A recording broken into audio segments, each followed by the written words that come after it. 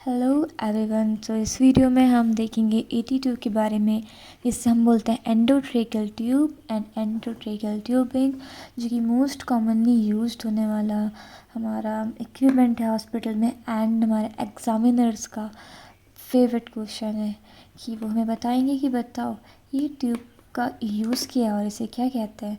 तो इसके बारे में हम इस वीडियो में देखेंगे, इसके बारे में, इसके पार्ट्स के बारे में एंड इसके साइजेस के बारे में और कुछ इसके इम्पॉर्टेंट पॉइंट्स।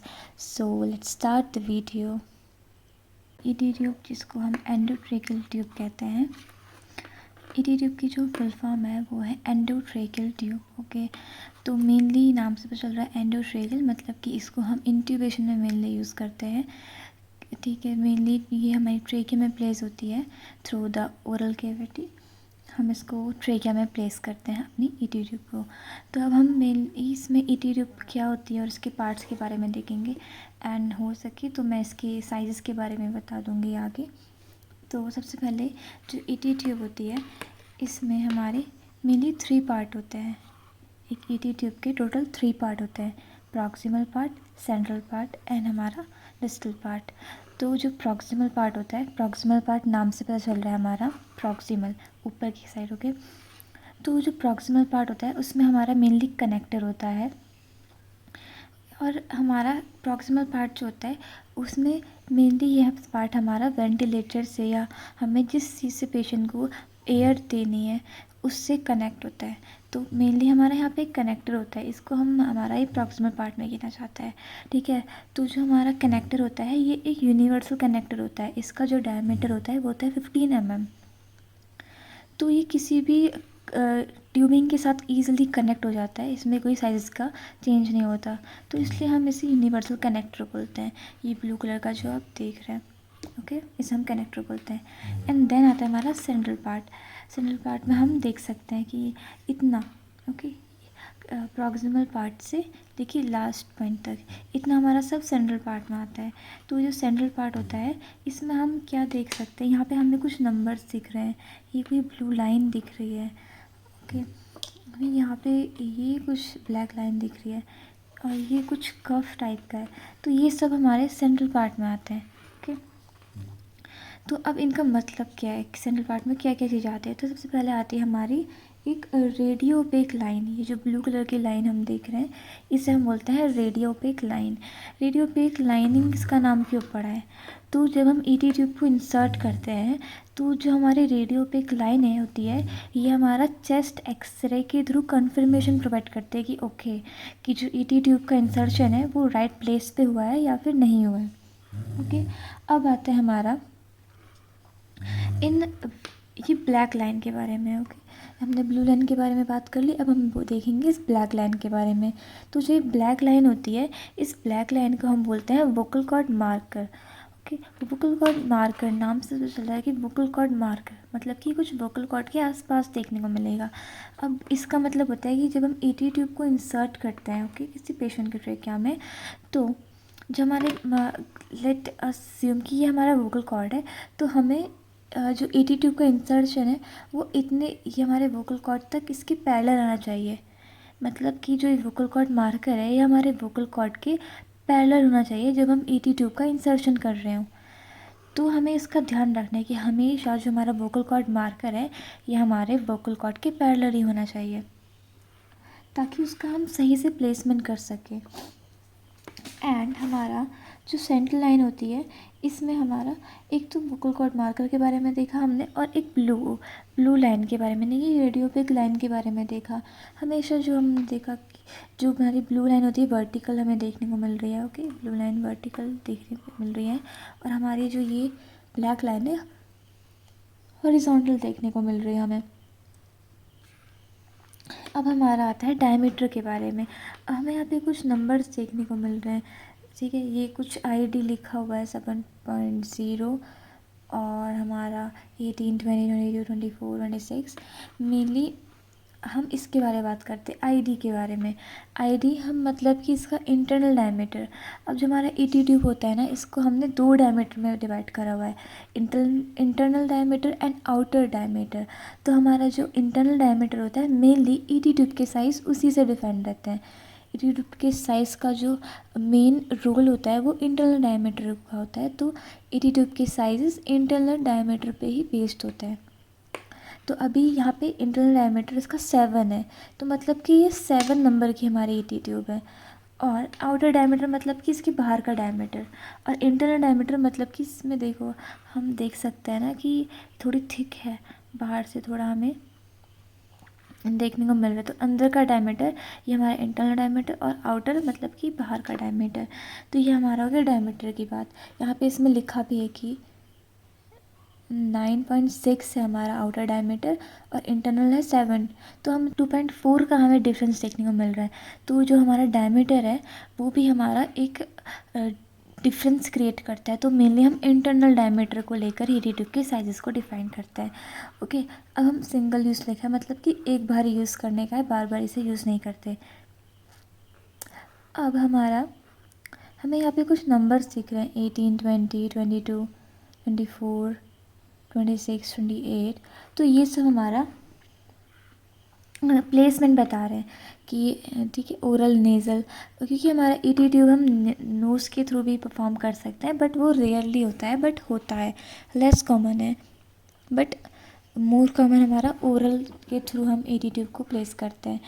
तो अब ये हमारा प्लेसमेंट होता है कि जैसे कि हमने इंसर्ट कर दिया तो किस नंबर पे हमारा एटी ट्यूब हमें देखने को मिल रहा है, ठीक है, उस पे हमारे नंबर बेस्ड है। मेनली फीमेल में 20, 22 तक देखने को मिलते हैं, मेल में 22, 24 तक देखने को मिल सकता है हमें प्लेसमेंट। जैसे कि हमने इसको प्लेसमेंट किया तो पेशेंट की माउथ तक 22 नंबर तक आएगा।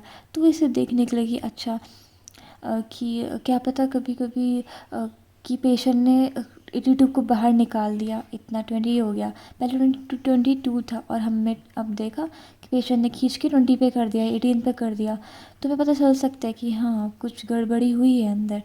तो उसको हमें पता करने के लिए नंबरिंग्स का हम हेल्प लेते हैं। तो ये सब नंबर हम नोट करते हैं कि 82 प्लेस्ड एट 24, 22, 20, 18 दिस। ओके, तो हमें यहाँ पे अब एक ये लाइनिंग देखने को मिल रही है और ये कुछ देखने को मिल रहा है। तो हम इसको बोलते हैं पायलट बलून बोलते हैं। ओके, इसे हम बोलते हैं पायलट बलून और इसे पायलट लाइनिंग। मेनली हमारा यहाँ पे क्या है, ये एक वन वे वॉल्व है, जिससे कि हम क्या करते हैं, एक एयर को इसमें पुश करते ताकि हमारा यहाँ पे एक कफ है ये इन्फ्लेट हो जाए। अब हम इस कफ की बात करते हैं। ये हमारा ईटी कफ हो गया, ये हमारा पायलट बलून हो गया, ये पायलट लाइनिंग हो गई, ये हमारा सेंट्रल पार्ट हो गया, रेडियोपेक लाइन देख गई हमें, और ये हमारा वोकल कॉर्ड मार्कर देख लिया हमने, इंटरनल डायमीटर देख लिया, आउटर डायमीटर देख लिया, और हमारा प्रॉक्सिमल एंड देख लिया, और इसमें हमने कनेक्टर के बारे में देख लिया। तो अब हम देखते हैं कफ के बारे में। अभी कफ का क्या रोल होता है, कफ का बहुत बड़ा रोल है एटी ट्यूब के, ठीक है, प्लेसमेंट में। अगर हम कभी किसी पेशेंट में हमने एटी ट्यूब इंसर्ट करी तो हमें कफ को इन्फ्लेट करना होता है through this one way valve. इस वन वे वॉल्व का मतलब है कि हमने अगर इसमें एयर पुश करी तो वो वापस नहीं आएगी, अगर हमने इसे रिमूव करी तो उसमें एयर वापस नहीं जाएगी। तो इसे हम वन वे वॉल्व बोलते हैं। अब कफ हम जैसे हमने एटी ट्यूब प्लेस किया पेशेंट के ट्रेकिया में, ताकि वो डिसलॉज ना हो अपनी प्लेस से, और जो एयर का पैसेज है, एयर लीक ना हो, मेनली हमारा प्रॉपर वेंटिलेशन फ्लो देखने को मिले हमें हमारे लंग्स, पेशेंट के लंग्स में। तो हम इसको क्या करते हैं, इन्फ्लेट करते हैं। अब हम वो कैसे करते हैं, हमें मेनली हमारा इसका प्रेशर नापा जाता है कि इसमें हमें कितना प्रेशर रखना है। ओके, तो हम 10 ml से 5 ml जितनी एयर हम देते हैं। तो अब इस कफ का क्या रोल है, इसमें हमें कितना प्रेशर देखने को मिलता है। तो इसका जो प्रेशर होता है उसको हमें रखना लेस देन 30 mm/Hg, हमारा इसका जो प्रेशर है वो होना चाहिए। अब आप सोचेंगे कि प्रेशर हम कैसे नाप सकते हैं इसका, तो यहाँ पे हमारा आता है बैरोमीटर, बोलते हैं उसे बैरोमीटर, प्रेशर को नापने के लिए। तो हम यहाँ पे उसे पुट करते हैं और हमारा इसका अंदर का प्रेशर हमें देखने को मिल जाता है। एंड इसमें हम कितनी एयर फिल करते हैं वो भी बहुत इंपॉर्टेंट होता है। जो एयर मिनिमम एयर है वो हमारे 5 ml से 10 ml हम इसमें एयर को फिल करते हैं पायलट बलून के थ्रू। अब हमारा एक कि कहाँ तक आना चाहिए ये कफ लंग्स में। ओके, तो हमारे जो लंग्स होते हैं उसमें एक पॉइंट होता है पेरिना। तो जो पेरिना पॉइंट होता है हमारा, जो कफ होना चाहिए उससे 2 सेंटीमीटर अबव आना चाहिए। ओके, 2 सेंटीमीटर अबव हमारे जो पेरिना पॉइंट है उससे हमारा जो कफ है वो 2 सेंटीमीटर अबव आना चाहिए। अब इसका क्यों आना चाहिए, इसका ऊपर क्यों आना चाहिए? तो वहाँ से हमारे जो लंग्स होते हैं पेराइना पॉइंट से, वहाँ से जो लंग्स होते हैं वो बाइफरकेट करते हैं, मतलब कि डिवाइड हो जाता है दो पार्ट्स में। हमने पूरा राइट लंग है, हमारा लेफ्ट लंग है। तो हमने देखा कि हमारा पेराइना पॉइंट है इधर, कि हमने जिम कर लिया, यहाँ पेराइना पॉइंट है, 2 सेंटीमीटर अब हमने प्लेस कर लिया कफ को। एंड ठीक है, ये राइट लंग, ये लेफ्ट लंग हो गया हमारा। अब ताकि यहाँ पे हमारे जो लंग्स होते हैं बाइफरकेट करते हैं, ठीक है।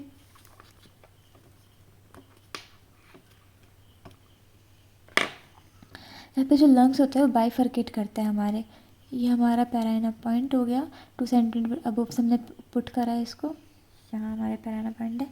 ओके, ताकि हमारे यहाँ पे जो लंग्स है बाइफरकेट करते हैं, ताकि जो एयर का फ्लो हो वो हमें बायलेटरल एयर फ्लो देखने को मिले, कि बायलेटरली एयर फ्लो हो, ना कि एक लंग्स में ज़्यादा हो रही है और एक लंग्स में हो ही नहीं रही एयर फ्लो।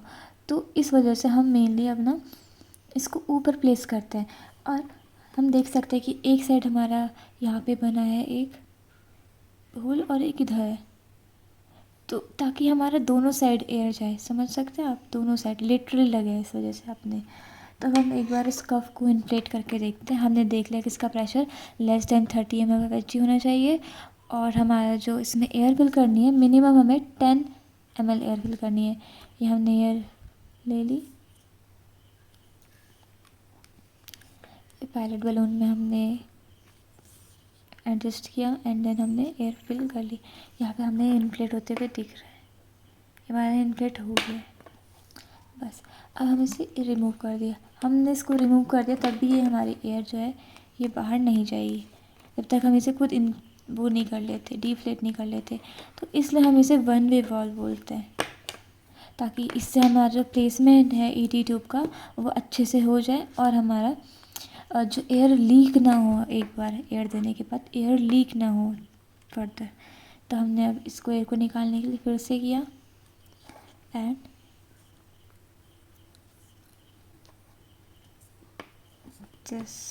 तो ये है इसका मेन यूज़। अब हम बात करते हैं हमारे डिस्टल एंड की।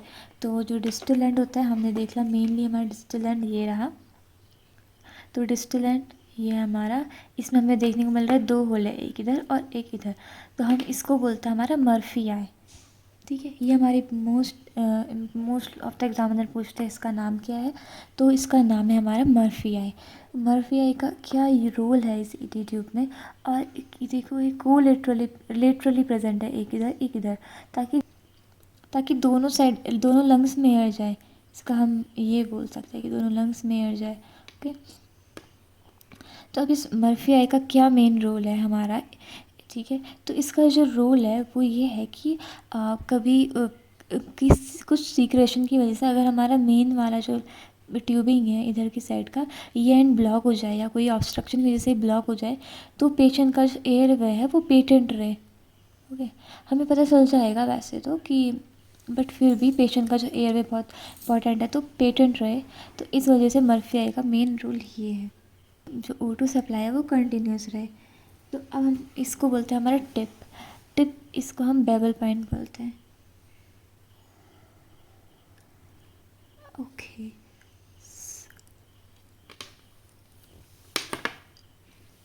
सो हमने इतना था हमारा ईटी ट्यूब के बारे में। एक बार रैप अप कर लेते हैं जितना भी हमने देखा। प्रॉक्सिमल एंड था हमारा, सेंट्रल था, प्रॉक्सिमल एंड, सेंट्रल एंड हमारा डिस्टल। तो हमारा जो हमने प्रॉक्सिमल के बारे में देख लिया, हमारा कनेक्टर होता है यूनिवर्सल, जैसे कनेक्टर बोलते हैं, 15 mm डायमीटर होता है। हमने सेंट्रल में देख लिया हमारे नंबर्स होता है कि कहाँ पे का प्लेसमेंट है, एट 26 है, 24 है और 22 है। एंड हमारा हमने देख लिया आउटर डायमीटर के बारे में, इंटरनल डायमीटर के बारे में, कि इंटरनल डायमीटर से हमारा जो रेडियो ट्यूब होता है उसके साइजेस देखने को मिलते हैं। ये हमारी रेडियो पे एक लाइनिंग होती है जो कि चेस्ट एक्स-रे में कन्फर्मेशन के लिए यूज़ होती है। एंड ये हमारा हॉरिजॉन्टल, इसे हम वोकल कॉर्ड मार्कर बोलते हैं, जो कि हॉरिजॉन्टल ब्लैक कलर की लाइनिंग होती है। क्योंकि एटी ट्यूब के प्लेसमेंट के टाइम पे हम जब एटी ट्यूब को प्लेस कर रहे होते हैं तो हमारा वोकल कॉर्ड मार्कर हमारे वोकल कॉर्ड की पैरेलल ही होना चाहिए। एंड हमने कफ के बारे में देखा, कफ हमारा जिसका प्रेशर होना चाहिए 30 ml/Hg होना चाहिए। एंड हमारा 10 ml से 5 ml एयर हम इसमें पुट करता है, मेनली 10 ml हो गया। फिर हमने देख लिया पायलट लाइनन के बारे में, फिर हमारा पायलट बलून के बारे में जो कि 1 वे वाल्व होता है।